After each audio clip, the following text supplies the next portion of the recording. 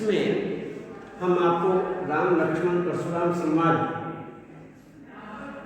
के विषय में तुलसीदास जी के जो पद हैं इनके विषय में बताते हैं कि सबसे पहला इसमें पद जो दिया है नाथ संबुध हनुमंजनिया है। इसमें इस बात का विशेष रूप से ध्यान रखेंगे।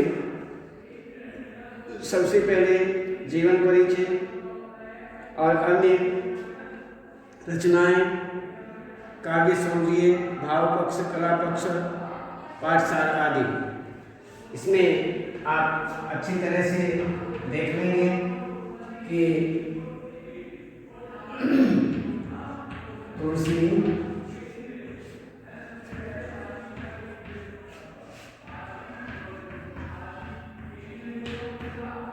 का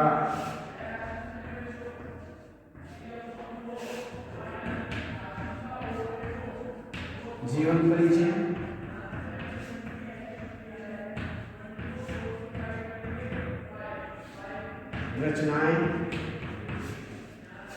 रचनाएं काव्य सौंदर्य,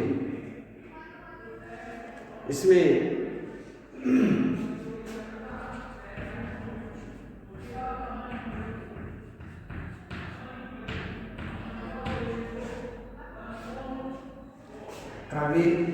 काव्य सौंदर्य, भाव पक्ष,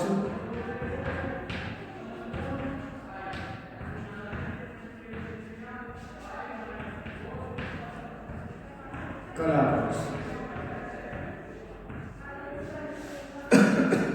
भाव पक्ष, कला पक्ष और पाठ सारांश।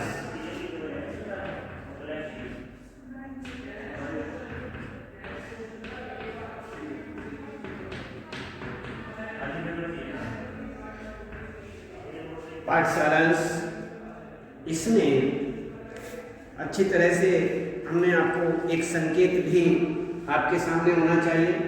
संकेत का ध्यान रखें। संकेत संदर्भ भी हमसे आना चाहिए। संदर्भ के बाद में प्रसंग भी होना चाहिए और प्रसंग के बाद में यहाँ पर व्याख्या होती है। तो ये सारे के सारे शीर्षों के द्वारा, इसमें वैसे ये रखा नहीं जाता, फिर भी इनका हमें ध्यान रखना चाहिए, आगे काम आते हैं। तो इसमें संकेत के विषय में अलग से इसको आप भावार्थ के रूप में भी ले सकते हैं। यदि इसमें भावार्थ की बात आ जाए तो इसको हम भावार्थ रूप में भी ले सकते हैं। तो यहाँ पर हम ये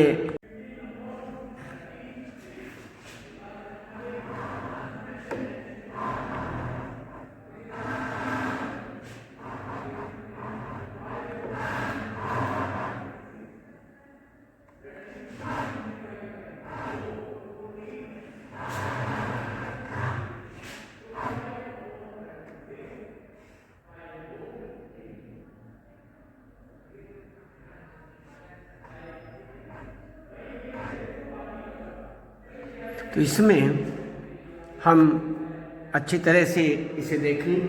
इसमें संकेत, संदर्भ, प्रसंग, व्याख्या, ये सब जैसे राम लक्ष्मण परशुराम संवाद जो कि तुलसीदास जी का लिखा हुआ है, इसमें तुलसीदास जी का जीवन परिचय, रचनाएं, काव्य सौंदर्य, भाव पक्ष, कला पक्ष, और इसमें जब भावार्थ का नंबर आता है तो उसमें उससे पहले पाठ का सारांश और अन्य संकेत, संदर्भ, प्रसंग, व्याख्या, भावार्थ आदि।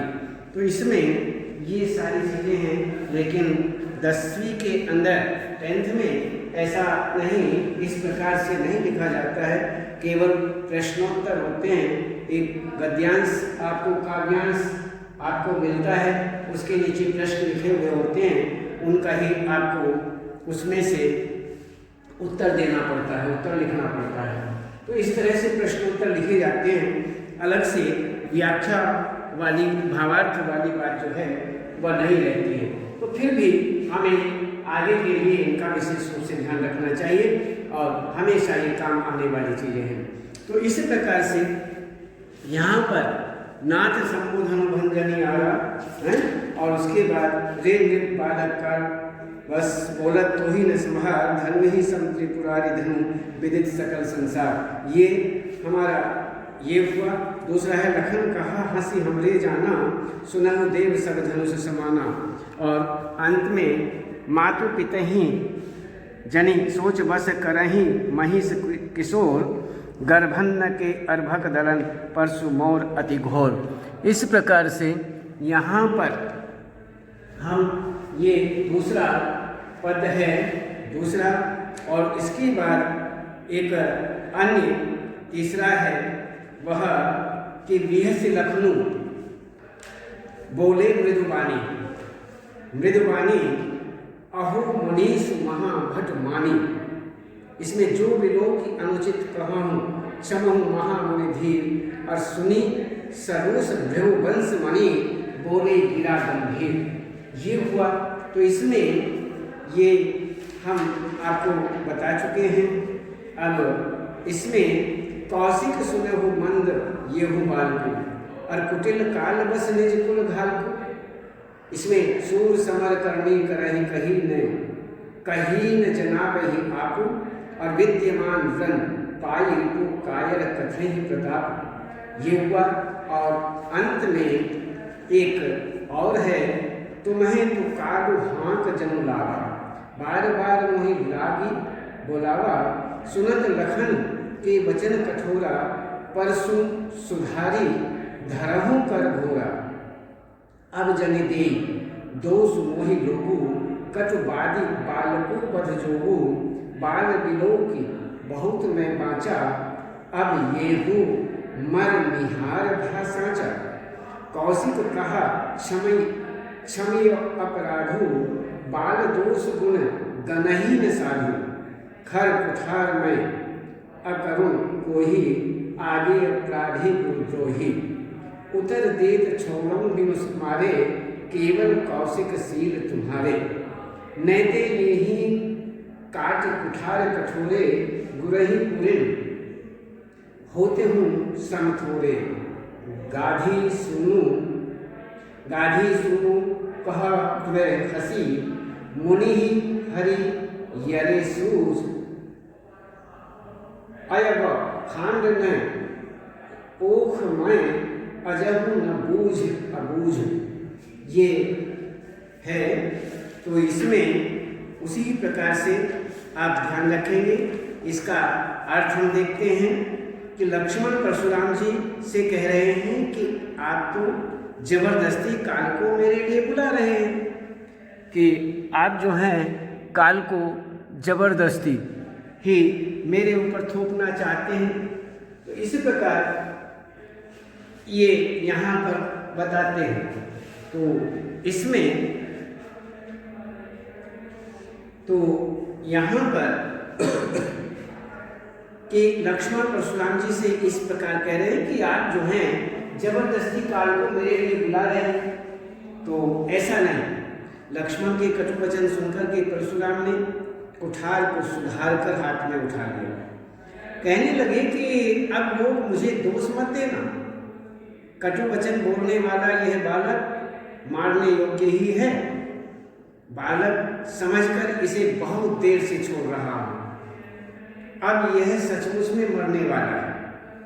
तो इसी ही बात को सुनकर के विश्वामित्र जो हैं, विश्वामित्र इस प्रकार से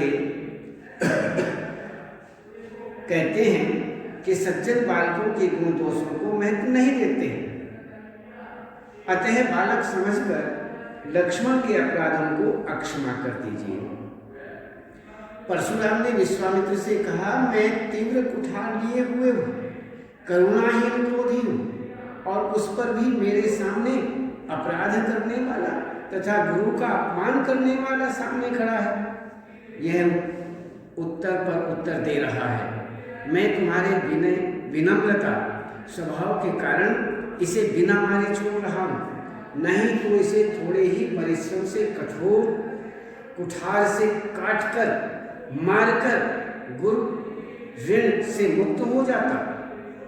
परशुराम के वचन सुनकर के विश्वामित्र जी मन ही मन हंसकर कहने लगे कि मुनि को अब तक अनेक क्षत्रियों को पराजित करने के कारण सबको एक समान समझ रहे हैं। जो ये मुनि हैं ये अपने ही मन में, विश्वामित्र जी जो हैं अपने ही मन में मुस्कुरा रहे हैं, हंस रहे हैं। वो ये कह रहे हैं कि देखो जो ये परशुराम जी हैं, मुनिवर हैं, ये इतने राजाओं को मार करके अपने आप ही ये समझ रहे हैं कि मैंने इतने अक्षत्रियों को पराजित कर दिया तो सामने भी ऐसा ही अक्षत्रिय होगा। लेकिन इनको इस बात का मालूम नहीं है कि यह उस प्रकार के नहीं है, सारे ही अक्षत्रिय एक समान नहीं होते। अतः श्रावण माह में हुए अंधे व्यक्ति की तरह मुनि को सब हरा ही हरा दिख रहा है। ये लोहे से बनी खड़क को गन्ने से बनी खांड समझ करके ना समझ बने हुए हैं। ये समझ रहे हैं कि गन्ने से बनी हुई खांड है, इन्हें लोहे से बनी हुई खड़क का ध्यान नहीं है। तो ये इस प्रकार से समझ रहे हैं कि इन्हें ये मालूम नहीं है। इसलिए विश्वामित्र जी जो हैं मन ही मन इस बात को विचार करके अंदर ही अंदर मुस्कुरा रहे हैं। तो इस प्रकार से यहाँ पर ये आगे कहते हैं कि कहूँ लखन मुनि शील तुम्हारा को नहीं जान विदित संसारा, और माता पिता ही उरिन भय नीके गुर ऋणु रहा सो चुबड़ जी के सो जनू हमरे ही माथी काढ़ा दिन चले गए ब्याज बड़वाड़ा। अब आनियो बेरही आ बोली तुरंत देव मैं थैली खोली, सुनि कटु वचन कुठार सुधारा हाय हाय सब सभा पुकारा। भृगुवर परसु देखा मोही विप्र विचारी बचम नृपद्रोही, मिले न कबहु सुभट रण गाढ़े द्विज देवता घर ही के बाढ़े। अनुचित कहीं सब लोग पुकारे रघुपति से नहीं लखनऊ निवारे।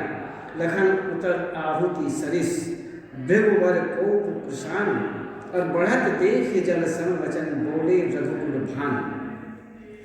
इसमें यहाँ पर परशुराम जो हैं वो लगातार अपने बल पौरुष का बखान कर रहे हैं, बल पौरुष का बखान करते जा रहे हैं, लक्ष्मण का उपहास कर रहे हैं।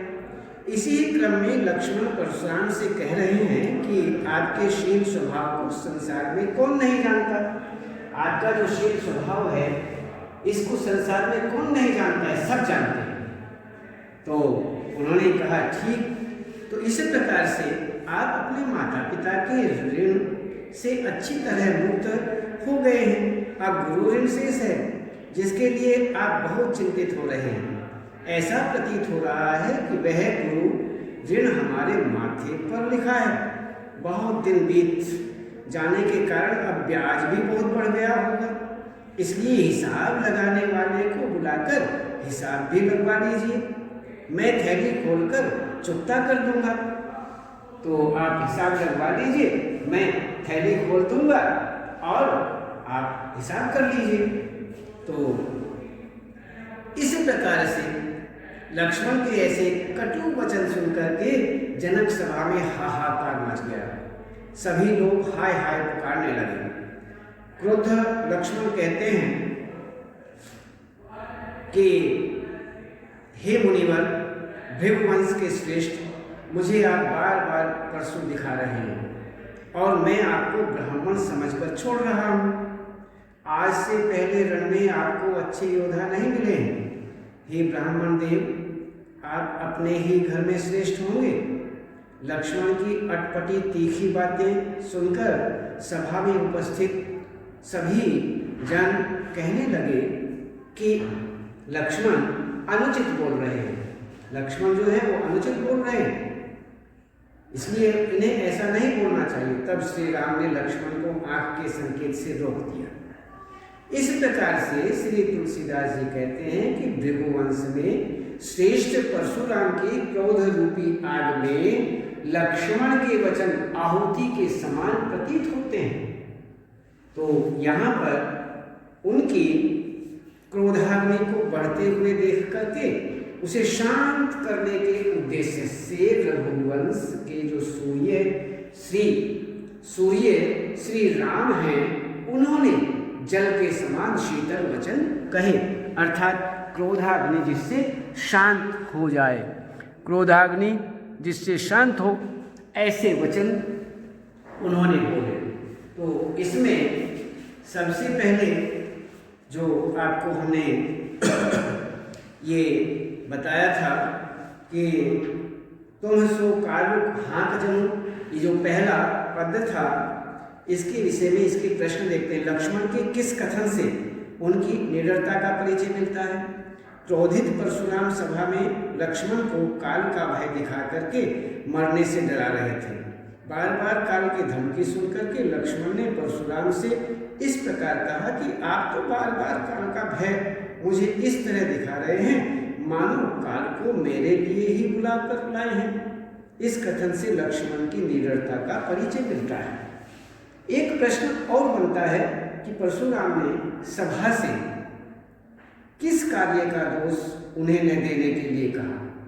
परशुराम सभा में कह रहे थे कि यह बालक कठोर शब्द कह कहकर मेरा क्रोध बढ़ाया जा रहा है और कटुवचन बोलने वाला यह बालक सचमुच वध के योग्य है। यदि मैं इसकी हत्या कर देता हूं तो इस कार्य का दोष उन्हें न दिया जाए। एक प्रश्न, तीसरा प्रश्न और बनता है कि परशुराम क्यों क्रोधित हुए? तो परशुराम शिव के परम भक्त थे।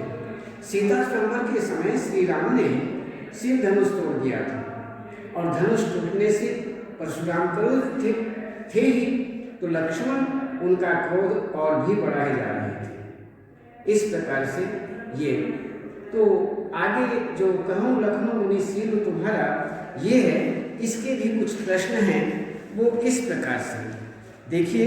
पहला प्रश्न जो है, पहला प्रश्न बनता है कि लक्ष्मण ने परशुराम पर क्या व्यंग किया? लक्ष्मण ने परशुराम पर क्या व्यंग किया? तो लक्ष्मण परशुराम पर व्यंग करते हुए कहते हैं कि संसार में ऐसा कौन है जो आपके शील स्वभाव से परिचित नहीं है? आप अपने माता पिता के ऋण से मुक्त हो चुके हैं, अब आप गुरु ऋण से मुक्त होने के लिए बड़े ही चिंतित हैं, ये उन्होंने कहा। तो यहाँ दूसरा प्रश्न है, यहाँ किस गुरु ऋण की बात हो रही है? उसे चुकाने के लिए लक्ष्मण ने परशुराम को क्या उपाय सुझाया? तो परशुराम के गुरु शिव थे और शिव से एक बार परशुराम जी ने गुरु दक्षिणा मांगने के लिए कहा।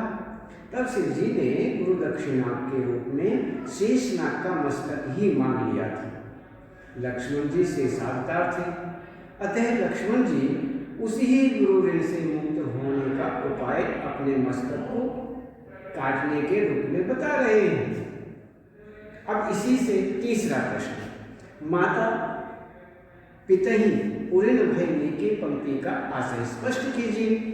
तो प्रस्तुत पंक्ति के माध्यम से लक्ष्मण जी परशुराम की माता पिता के ऋण से मुक्त होने की विधि पर व्यंग कर रहे हैं। तो इस प्रकार से यहाँ पर हर प्रकार से यहाँ इस तरह के प्रश्नोत्तरी की गई। तो हम ये देखते हैं कि इसमें जो भी आपको हमने पद बताए हैं, उन पदों में यहाँ पर प्रश्नोत्तर हैं और वह प्रश्नोत्तर जो हैं इस प्रकार से पूर्ण होते हैं। तो हम इनको विशेष रूप से ध्यान रखेंगे और फिर आज यहीं तक, उसके बाद हम कल बताएंगे।